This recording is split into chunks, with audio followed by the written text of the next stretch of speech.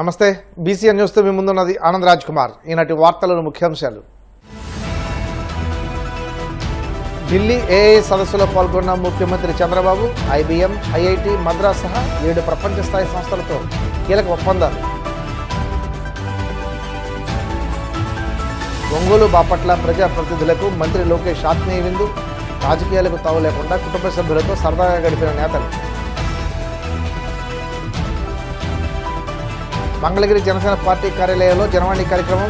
ప్రజల నుండి అర్జీలు స్వీకరించిన రాష్ట్ర Mala corporation chairman doctor Pedapudi Vijay Kumar. Tirumala శ్రీవారిని దర్శించుకున్న సినీ నటి శ్రియా శరణ్ ఆలయ మర్యాదలతో స్వాగతం పలికిన అధికారులు.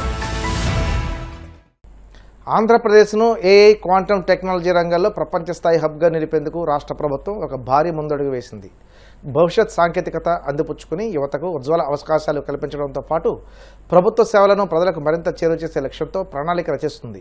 ఇందులో భాగంగా ఢిల్లీలోని భారత్ మండపం వేదికగా జరిగిన ఇండియా ఏఐ ఇంపాక్ట్ సమ్మిట్ 2026లో ముఖ్యమంత్రి చంద్రబాబు పాల్గొన్నారు. ఈ సదస్సులో ఐబీఎం, ఐఐటి మద్రాస్ వంటి ప్రపంచ ప్రఖ్యాత సంస్థలతో 7 కీలక అవగాహన ఒప్పందాలు కుదుర్చుకున్నారు. అమరావతిలో క్వాంటమ్ వ్యాలీని ఏర్పాటు చేసి దానికి జాతీయ అంతర్జాతీయ గుర్తింపు తీసుకురావడమే ఈ ఒప్పందాల ప్రధాన ఉద్దేశ్యం. నిత్యం రాజకీయాలు, ప్రభుత్వ కార్యక్రమాలు, నియోజకవర్గ సమస్యలతో సతమతమయ్యే ప్రజాప్రతినిధులతో సరికొత్త ఉత్సాహం నింపేందుకు మంత్రి నారా లోకేష్ ఆత్మీయ కలయిక ఇల్లే వేదిక పేరిట విందు సమావేశాలు ఏర్పాటు చేస్తున్న సంగతి తెలిసిందే. ఈవేళ కూడా ఉండవల్లిలోని నివాసాలు ఆత్మీయ విందు ఏర్పాటు చేశారు. రాత్రి ఒంగోలు, బాపట్ల పార్లమెంట్ సెగ్మెంట్ల పరిధిలో కూటమి ఎంపీలు, ఎమ్మెల్యేల కోసం ఈ కార్యక్రమం నిర్వహించారు. ఈ విందుకు ప్రజాప్రతినిధులు తమ కుటుంబ సభ్యులతో కలిసి హాజరుకాగా లోకేష్ వారిని సాదరంగా ఆహ్వానించారు. సుమారు 3 గంటల పాటు జరిగిన ఈ విందు సమావేశంలో ఒక పండుగ వాతావరణాన్ని తలపించింది.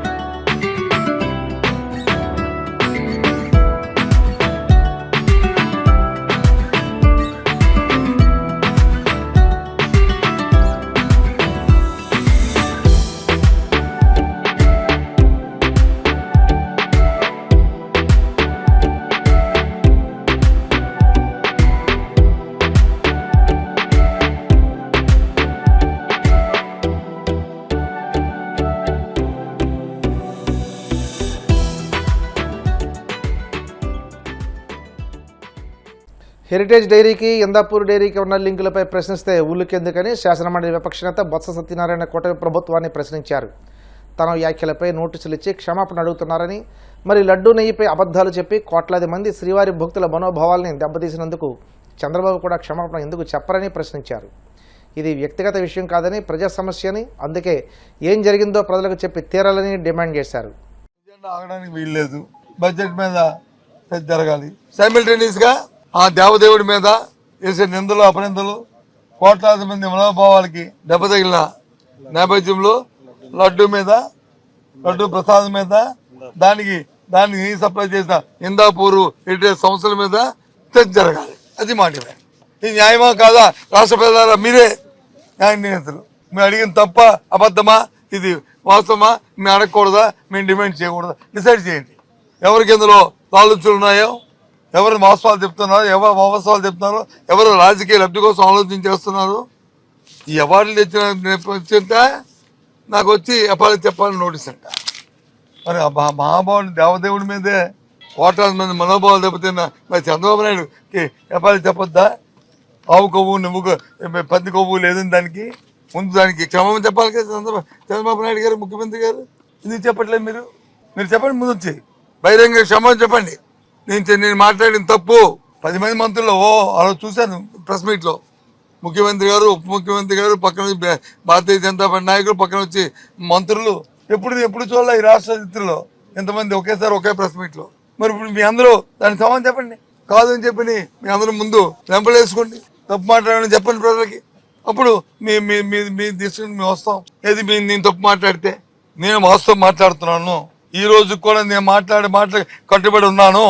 దయచేసి ఇక్కడ సాంప్రదాయ ప్రకారం మీకు నాకు వ్యక్తిగతం కాదు, ప్రజల సమస్య, ప్రజలకు కావాలి దీని మీద వివరణలు, ప్రజలకు తెలియాలి వివరణ, వాస్తవాలు అడిగి ప్రజలు తెలియాలి.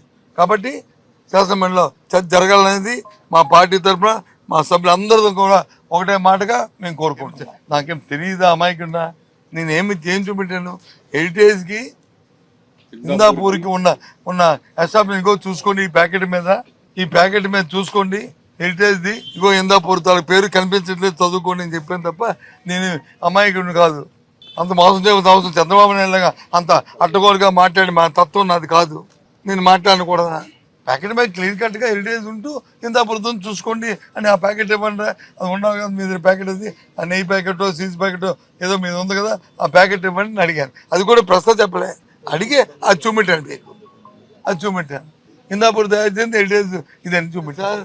మీరు వచ్చి కొల్లి రవీంద్ర గారు లేదా అచ్చెన్నాయుడు గారు లేకపోతే ఇంకో మంత్రి గారు వాళ్ళు చెప్పిందంతా కూడా ఏదైతే చంద్రబాబు నాయుడు గారు తెలుగుదేశం పార్టీలో ఉన్న కుటుంబ నాయకులకి మంత్రులకి ధనదానం ఏదైతుందో వాళ్ళు దాని చుట్టే మాట్లాడతారు. ఎంతసేపు డబ్బు దోపిడీ ఈ కార్యక్రమాలు మీద మాట్లాడుతుంది. ఆ దేవదేవుడి తాలూకా ఔన్నత్యం, దానికి ఉన్న పవిత్రత, ఆ ప్రశాంతంకు ఉన్న పవిత్రత, కోట్లాది మంది ప్రజల మనోభావాల్లో వాళ్ళకున్న దేవుడిపై ఉన్న భక్తి, ఆ బ్రాండ్ ఇమేజ్ వచ్చి ఏ రకంగా ఔన్నత్యాన్ని దెబ్బతీస్తుందో ఈ వీరి మాటల వల్ల, వీరి దండానికి వచ్చి ఏ రకంగా తాకట్టు పెడతారో దాని మీద నేను మాట్లాడుతున్నాను. నీ షేర్ రేట్ పెరిగిందా, షేర్ రేట్ తగ్గిందా, షేర్ పోయిందా, షేర్ ఉందా, అవి మాకు సంబంధం లేదు.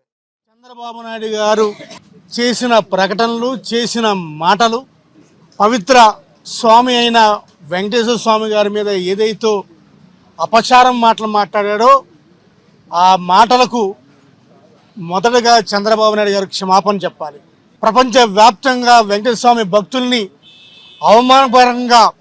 అవమానించే రీతిగా ఆయన అన్న మాటలు, నెయ్యి విషయంలో ఏదైతే మాటలు అన్నాడో ఆ మాటలు వెనక్కి తీసుకొని ముందు చంద్రబాబు నాయుడు గారు క్షమాపణ చెప్పాలి.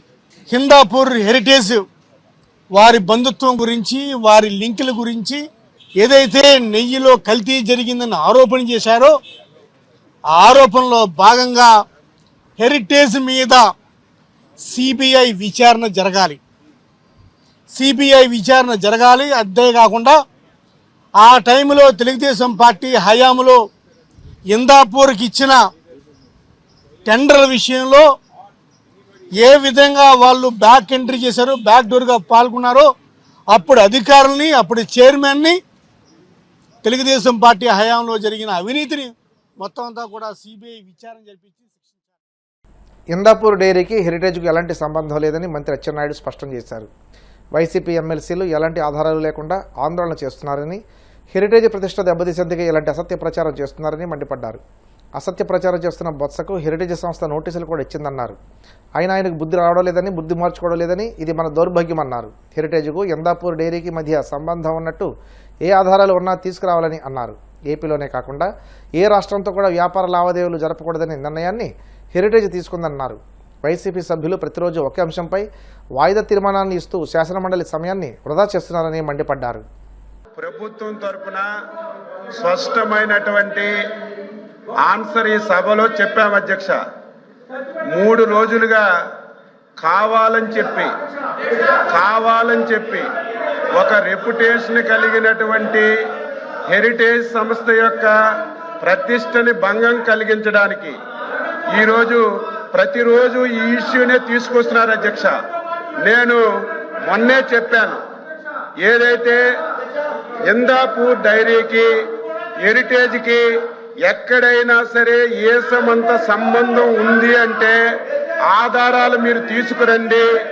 ఒక్క చిన్న ఆధారం ఉన్నా గంట అయినా, రోజైనా, 10 రోజులైనా చర్చించడానికి సిద్ధంగా ఉన్నామని మేము చెప్పినా సరే వాళ్ళు ఒక్క ఆధారం కూడా తీసుకురాలేదు అధ్యక్ష.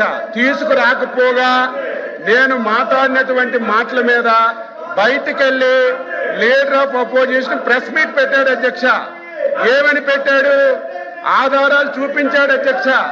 బొత్స సత్యబాబు గారి గురించి నిన్నటి వరకు తెలిసినప్పటికి కూడా నిన్న ఆయన ప్రెస్ మీట్ లో ఏదైతే సీజ్ ప్యాకెట్ చూపించాడు అధ్యక్ష. సీజ్ ప్యాకెట్ చూపించి దాన్ని నెయ్యి అని చెప్పాడు అధ్యక్ష. ఎంత దారుణం అధ్యక్ష.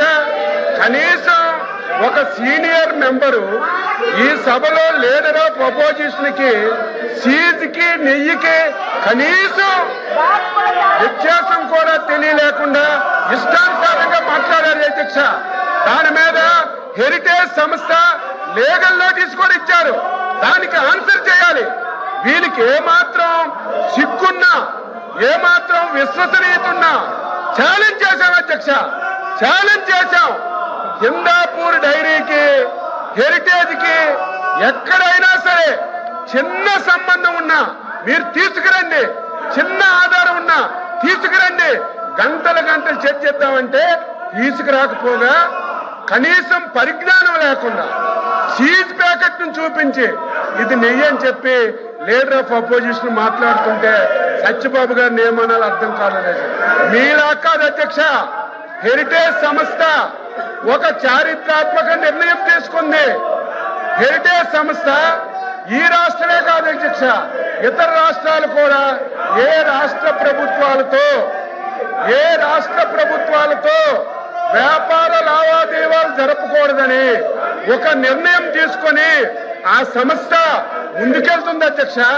మీలాగా ప్రభుత్వాన్ని అడ్డం పెట్టుకొని డబ్బు దోసే కార్యక్రమం హెరిటేజ్ ఎప్పుడూ చేయలేదు, భవిష్యత్తులో కూడా చేయదు అధ్యక్ష. మీరు చూడండి భారతీయ సిమెంట్ పెట్టారు. ఆ సిమెంట్ ని ప్రభుత్వంలో హౌసింగ్ ఇచ్చి మొత్తం దోపిడీ చేశారు. సాక్షి పేపర్ పెట్టారు. కోట్ల రూపాయలు అడ్వర్టైజ్మెంట్ ఇచ్చుకున్నారు. కోట్ల రూపాయలు గ్రామాల్లో పేపర్లు కొనిపించి మీలాగా ప్రభుత్వ ధనాన్ని ఎప్పుడు హెరిటేజ్ సంస్థ ఒక్క పైసా కూడా దోచుకోలేదు అధ్యక్ష. చివరక వీళ్ళ మనస్తత్వం ఫ్రాక్షన్ మనస్తత్వం అధ్యక్ష. ఫ్రాక్షన్ మనస్తత్వం ఉంటే వాళ్ళు మామూలుగా ఉండరు. ఆర్థిక మూలాల మీద దెబ్బతీస్తారు. గతంలో కూడా మీరు చూశారు, రాయలసీమలో ఫ్రాక్షన్స్ వస్తే ఫ్రాక్షన్స్ అరికట్టాం. కానీ ఆ రోజు ఫ్రాక్షన్స్ అరికడితే వాళ్ళు ఇబ్బంది పడరు. వారి ఆర్థిక మూలాలు చీనీ తోటలు కట్ చేయడం, వాళ్ళ ఆస్తులు ధ్వంసం చేయడం చేశారు. అదే ఫ్రాక్షనిజంగా ఈ రోజు సంబంధం లేనటువంటి ఒక రెప్యుటేషన్ కలిగినటువంటి హెరిటేజ్ సంస్థని సంబంధం లేకుండా తీసుకొచ్చి దాన్ని బదనాం చేయాలని ప్రయత్నం చేస్తున్నారు. బొత్స సత్యబాబు గారికి మళ్ళీ అడుగుతున్నాను, నేను మొన్న చిన్న ఆధారం ఉన్నా చూపించమంటే ఆయన ఆధారం సీజ్ ప్యాకెట్ చూపించి దానికి నెయ్యి అని చెప్పారు. అందుకే లీగల్ నోటీసులు కూడా ఇచ్చాం. ఆన్సర్ చేయండి ఇప్పుడైనా సరే. ఇప్పుడు కాసేపు ప్రకటనలు.